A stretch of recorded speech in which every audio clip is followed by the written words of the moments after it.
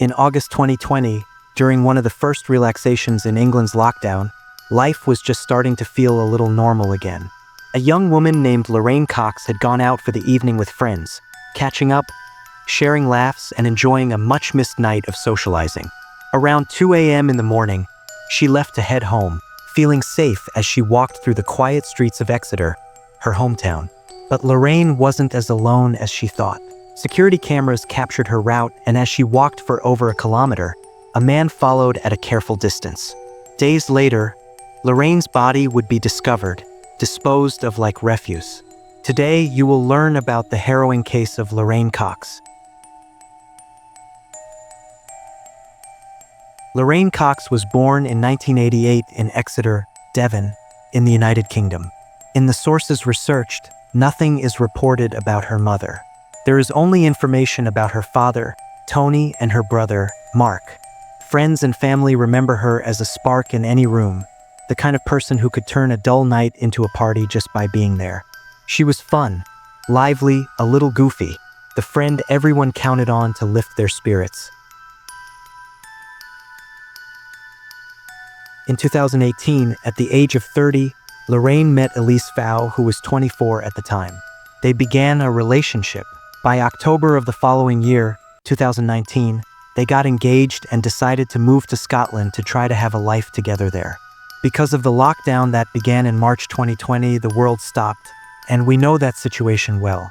Lockdowns, social distancing, and isolation became the new normal. The quarantine started with 15 days, then another 15, and so on. Nobody knew when it would actually end. Lorraine and Elise, unable to socialize, missed their families. So at the first opportunity they had to travel, they decided to return to Exeter. This return took place in August 2020. Lorraine stayed at her father's house and Elise with her own family. On August 31st, bars and restaurants were cautiously reopening, and Lorraine was excited to see her friends again. Elise decided to stay in, so Lorraine headed to a pub on her own, reconnecting with friends she hadn't seen in months. The night ran long, and a little after 2 a.m., she decided it was time to leave. As she was a little drunk, her friends offered to accompany her, but she insisted she'd be fine walking home alone. In Europe, it is very common for people to walk home without worry. Lorraine likely felt that same sense of security, even on those dim, quiet streets. But with the lingering COVID restrictions, the streets were emptier than usual. Lorraine thought she was safe. In reality, she wasn't. By the morning of September 1st, Lorraine's father noticed she hadn't returned home. Assuming she stayed with a friend, he sent a text to check in, but there was no response. Friends also messaged to see if she'd made it home safely, but heard nothing. Elise reached out, growing concerned, but silence met her too. As the day stretched on with no reply, their concern turned into fear. Her father and Elise called her phone that day, and each time it went straight to voicemail. This situation lasted all day. Her loved ones were left with a gut-wrenching question. Where was Lorraine? On September 2nd, her Facebook account showed a residency update. It reported that she'd moved to Plymouth, a city about an hour and a half away by car. Several people messaged her again, asking if everything was okay. However, Lorraine didn't respond. Later that day, her father received a cryptic message, a quick note supposedly from Lorraine saying she'd moved. But there was something off, the phrasing, the tone. None of it sounded like her. Elise, caught between worry and heartbreak, was torn. She kept sending messages, desperate for answers. But her fiancé was silent. Finally, she received a single response, a middle finger emoji. That cold, uncharacteristic reply deepened everyone's fears. Lorraine had traveled back to Exeter to be close to family, yet supposedly left just 2 weeks later without a word. No goodbyes, no explanations. And now she was ignoring everyone, with her phone going straight to voicemail. And the biggest red flag of all, Lorraine had type 1 diabetes. She required daily insulin injections and always carried a kit with her, along with an extra supply at her home. If she had truly moved, why would she abandon something as important as her medication? The pieces didn't add up, and on September 2nd, Lorraine's father went to the police. Lorraine was officially declared missing on September 3rd, family members and friends were placing posters about Lorraine's disappearance in various parts of the city of Exeter and Plymouth. Meanwhile, the police started retracing her steps, questioning the friends she'd been with at the pub that night. They all said the same thing: Lorraine left alone. So what they needed to do was to retrace her steps. To do that, the police checked several security cameras. In the first recording, Lorraine is in front of a store where she was bent down for about 20 seconds to tie her shoelaces. At that exact moment, a young man who was on another corner, several meters away, was walking towards her. From then on, he started taking exactly the same route as Lorraine, but always kept his distance. He shadowed her every step, following the exact route she takes. He covered his head with the hood of his jacket. As she walks, another camera captures her from the front, showing her bundled up in a jacket, her gaze never veering over her shoulder. This shot is one of the few where both Lorraine's face and the hooded figure's face are visible. On the next street, we can see her walking on the sidewalk to the right, and that she was carrying a backpack with both handles. This information is important, you'll soon know why. And two people a little far away at the bottom of the side left of the street walking in the opposite direction. Meanwhile, the hooded figure continued following her. And this is where everything starts to get much stranger. The young man comes closer to Lorraine. He seemed to say something, but she started to walk away, walking backwards. Her body language was hesitant, her face directed toward him, perhaps to say, "I don't know," or "I can't help you." She walked away but stopped in the middle of the street. The young man caught up with her, and still in the images from that same camera, they crossed the street. When they reached the other sidewalk, they started walking together. This is where the bizarre images begin. Lorraine's jacket has slipped off her shoulders, leaving her shoulders exposed. The young man already had his hood down and was walking on her left side, holding her as if he was discreetly pushing her. She had also already removed one of the straps of her backpack from her body. The path they took until this moment had no cameras, so we can't know why she is like that now. And guys, it's scary to see that there's no one around. Everything was empty. If he had a weapon, there would be no one nearby to witness it, let alone to help. They arrive at a narrow alley between two shops, veering away from the main road. What happens next is deeply disturbing. They pause, and there's a moment of uncomfortable physical closeness. Lorraine seems to shift awkwardly, her legs slightly parted. The police suspect he had a knife, using it to control her, while his other hand reaches toward her. This harrowing scene in an isolated passage is the last time Lorraine is seen alive. Now the police had images, a suspect, but they had no idea who he was or where Lorraine was. On Tuesday the 8th, worse news arrived for the Cox family. Parts of Lorraine were found in 6 garbage bags in a corridor at the back of a kebab restaurant. There were 2 arms and 2 legs. As detectives pored over surveillance footage from the area, they found a young man entering through the rear entrance. His appearance matched the hooded figure in the recordings. A shocking revelation: when questioned, the kebab shop owner identified him as Christopher Mayer, a tenant living in the apartment above the restaurant.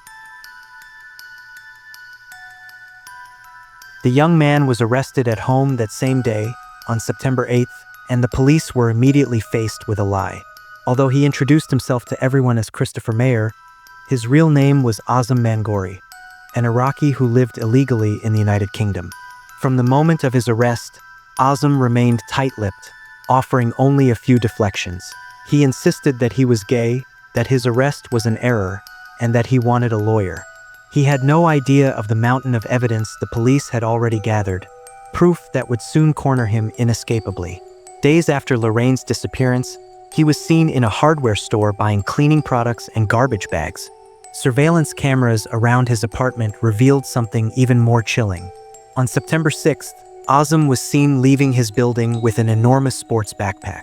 He took a taxi to Tinpit Hill, a densely wooded area nearly 10 kilometers away, where police would later uncover a gruesome discovery: Lorraine's head and torso concealed beneath a pile of logs. Searching Azam's apartment, some of the victim's belongings were found, such as the backpack, clothes, cell phone, driver's license in the kitchen trash, and the credit card in the bedroom trash. but both were shattered into pieces to make identification difficult. In one frame from security footage, he was seen dropping something in the trash area. When investigators checked the site, they discovered Lorraine's SIM card stuffed inside a drain nearby. They also discovered that Azam was actually bisexual, as through his cell phone they saw several intimate conversations with people of both sexes, where he presented himself as an escort. In August, he contacted 22 different people, but only ended up meeting one of them. Investigators began to believe that Azam kept claiming he was gay just to avoid suspicion. A man living in the same building even said that during the week Lorraine went missing, Azam asked him what day garbage collection usually happened in the area. Another neighbor also spoke up. He said a terrible smell had been coming from the trash bins that weekend. When police looked into it before the trash could be taken away, they made a horrifying discovery: Lorraine's dismembered body. The autopsy couldn't give a clear cause of death, but it did confirm that Lorraine had died on September 1st. It was likely from suffocation.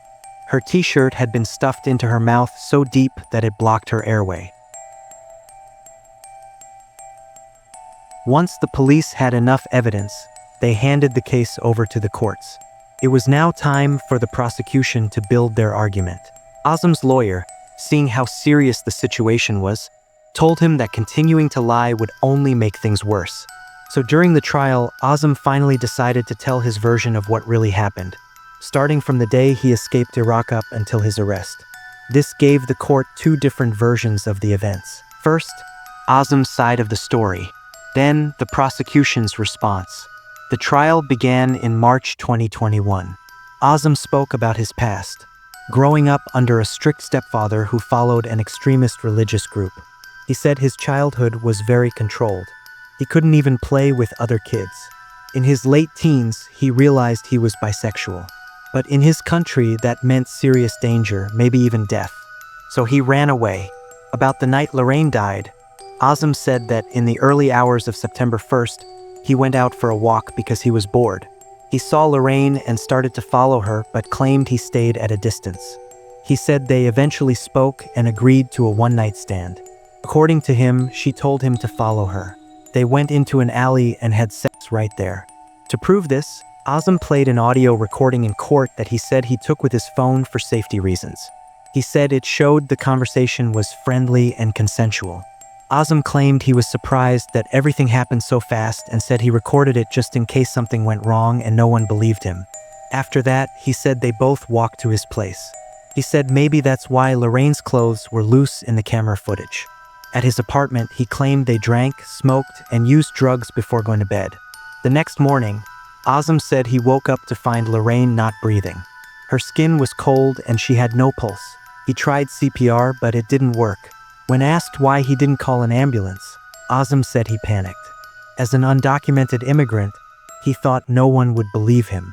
He also said he didn't know the emergency number to call. Azam insisted he didn't kill her. He said she might have died from a mix of drugs and alcohol. Now, it was up to the court to decide what really happened based on the evidence. Azam said that after realizing she was dead, he didn't know what to do. He stayed with her body all day and barely slept that night. The next day, he came up with an idea. He would try to use her phone to make people think she was still alive. He unlocked the phone using Lorraine's fingerprint. Then, he changed her home address on Facebook and ignored all the messages coming through on WhatsApp. When the phone battery died, he took out the SIM card, put it into his own phone, and sent some more messages pretending to be her. After that, he said he completely broke down. He kept her body in his apartment for 5 days. During that time, he used more drugs to try to stay calm and figure out what to do. Then came the most disturbing part. Azam said he started having hallucinations. While trying to dismember Lorraine's body, he claimed he imagined strange creatures crawling out of her mouth. He said that's why he stuffed her shirt inside, because he couldn't stand the image. He then placed parts of her body into trash bags, hoping that the garbage truck would take them away. The rest, her torso and head, he carried in a large backpack and dumped in a forest. But before trash collection day arrived, someone found the bags and police quickly traced everything back to him. When it was the prosecution's turn to speak, They picked apart Azam's story with a long list of problems. First, they believed that this was a planned murder. Azam, they said, had been preparing and just needed to find someone to target. On his phone, police found searches about dismembering bodies and even how to dig a grave by hand. The prosecution also brought up the audio Azam had recorded of Lorraine. They asked, if everything was truly consensual, why would he feel the need to record her secretly? The recording was shown in court as possible proof that Lorraine might have been vulnerable and gently pressured during those 5 days.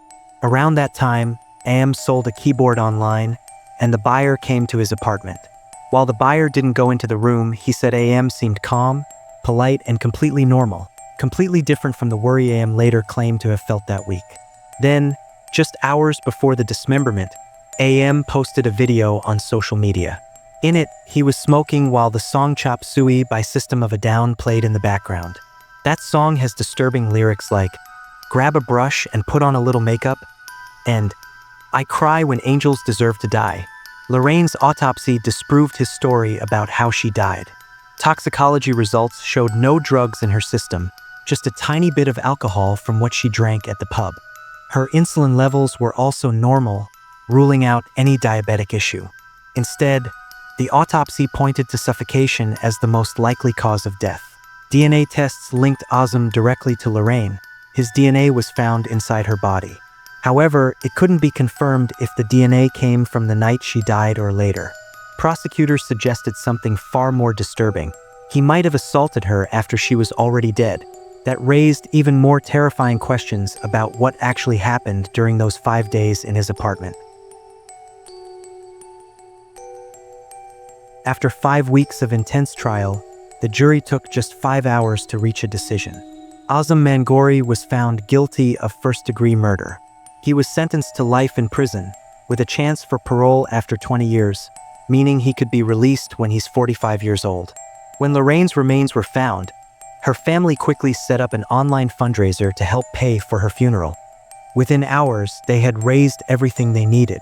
The service was a touching tribute to her life, but because of the COVID-19 restrictions, only a small group of friends and family were allowed to attend.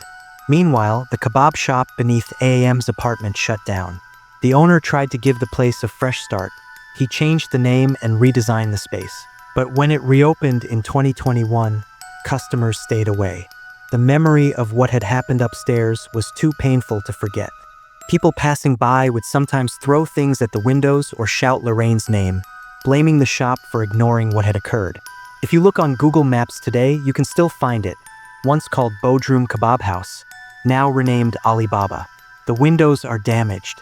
The owner, just trying to hold on to his business, has watched it slowly fail because of its link to the crime. 2 years before all of this, in 2018, Lorraine, who was 30 at the time, went to a party where a man named Robert Prout, age 35, was also there. Early the next morning, a friend walking by saw Robert touching Lorraine while she slept. The friend screamed, waking Lorraine, who panicked as Robert ran away. He was quickly identified and reported. But that wasn't all. When police looked into him, they found he was already facing charges for a similar assault on another woman in 2017. And back in 2013, he'd even been arrested for abusing a minor. Robert finally went to trial in January 2021 and was sentenced to 10 years in prison. Lorraine was young, full of dreams and excitement about the future. She had just gotten engaged and had every reason to believe her best days were ahead of her. Her story is a heartbreaking reminder that danger doesn't always look obvious. And she absolutely didn't deserve what happened to her. If you've made it this far, please leave a like and subscribe to Crime Shade. Let us know your thoughts in the comments. Thank you so much, and I'll see you in the next case.